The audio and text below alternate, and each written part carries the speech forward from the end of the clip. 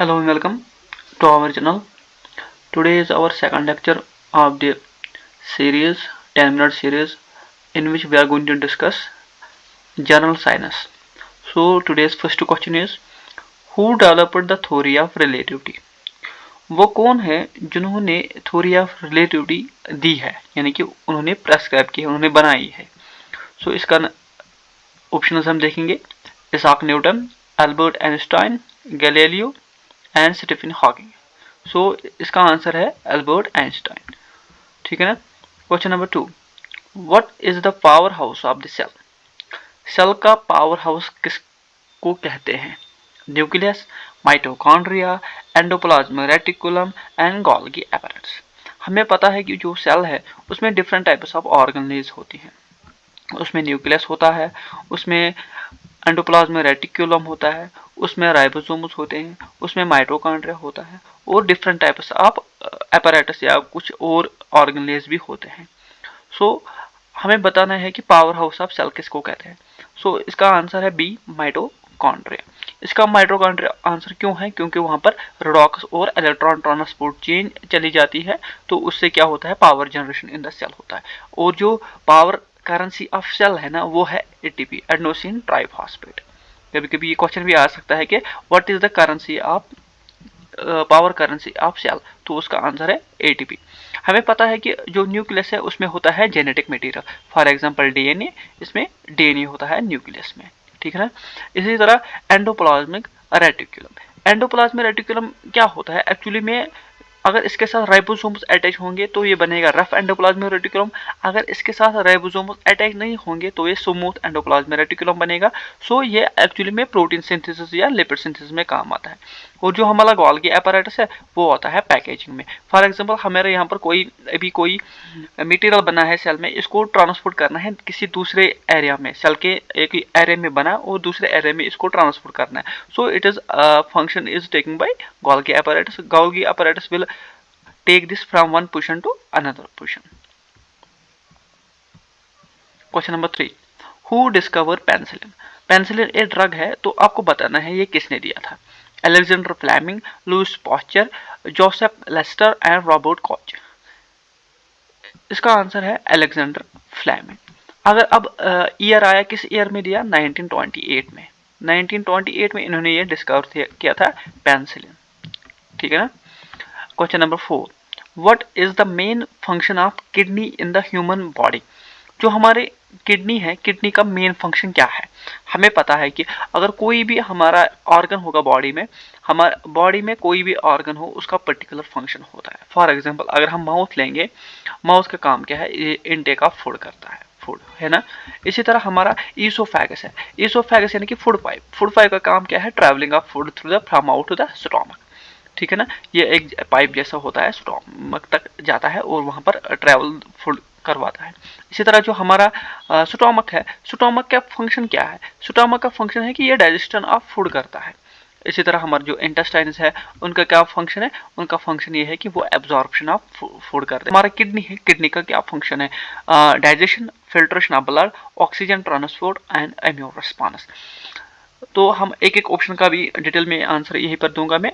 सो इसका जो असल में फंक्शन, मेन फंक्शन है वो है filtration of blood. Filtration of blood. तो अगर यहाँ पर डाइजेशन आएगा तो डाइजेशन किसका काम है? स्टोमक का काम. ऑक्सीजन ट्रांसपोर्ट का किनका काम है? आरबीसी का. क्या है? आरबीसी से जो है, आरबीसी रेड ब्लड कॉर्पस्कुलस या रेड ब्लड सेल्स भी उनको कह सकते हैं, तो उनका काम है. Immune response. इम्यून रेस्पॉन्स हमारे डिफेंस सिस्टम होता है किसी भी पैथोजन से लड़ने के लिए, तो इसका आएगा T cells and B cells. ठीक है ना.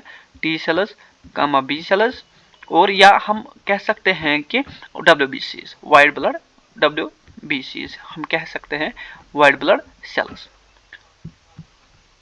Question number 5, who is known as the father of modern physics? जो मॉडर्न फिजिक्स है उसका फादर किसको कहा जाता है? Isaac Newton, Galileo Galilei, Albert Einstein and Niels Bohr. Same question number 5 का आंसर क्या है? Albert Einstein. इनको कहा जाता है father of modern physics. Question number 6, which gas is responsible for the green house effect on अर्थ? जो green house होता है ना अर्थ पे, उसके लिए कौन सा गैस रेस्पॉन्सिबल है? Oxygen, carbon dioxide, nitrogen and methane. मुझे पता है इस क्वेश्चन में थोड़ा सा एक जगह पे थोड़ा डाउट आएगा स्टूडेंट्स में, so I will explain in a bit, but आपको यहाँ पर जो मेजर कंट्रीब्यूटर है वो बताना है। मैं यही से बताता हूँ जो मेजर कंट्रीब्यूटर होगा। हमें पता है कि जो हमारी अर्थ है वो इस तरह है कि अगर हमारी यहाँ पर सनलाइट आएगी तो वो ट्रैप हो जाएगी यहीं पर, क्योंकि हमारे यहाँ पर एटमॉस्फेयर है ऊपर से, ठीक है ना। ये अर्थ है, यहाँ पर एटमॉस्फेयर है, ये ट्रैप हो जाएगी।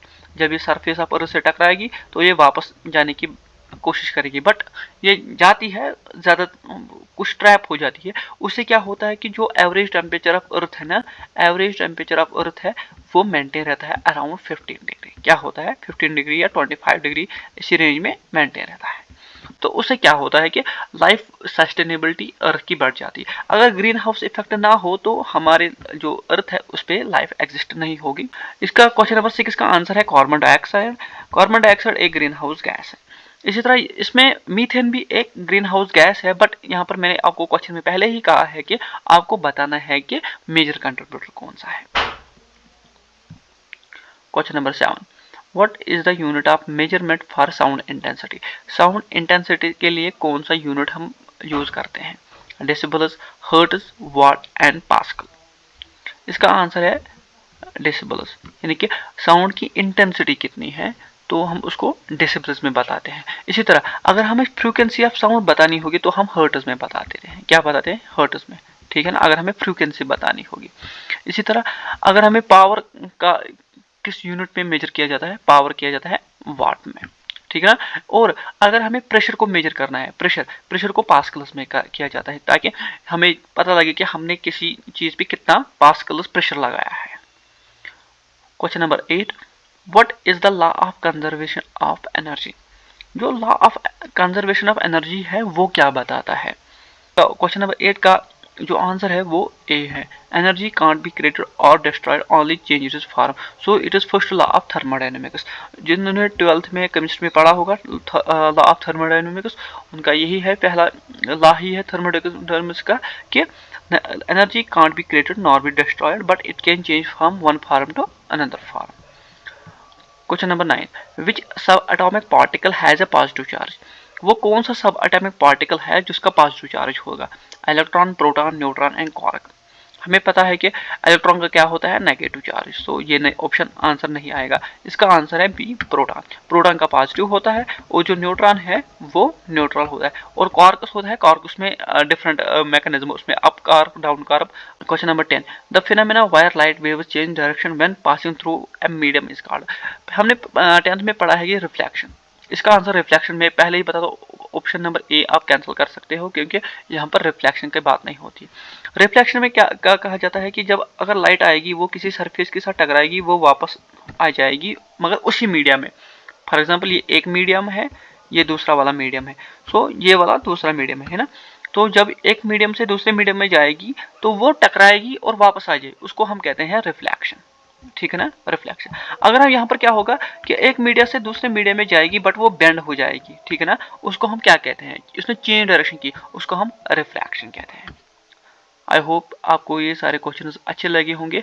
मैं ये क्विकली इसलिए कर रहा हूँ ताकि आपका टाइम बच सके, और हमने इस सीरीज का नाम ही रखा है 10 मिनट सीरीज।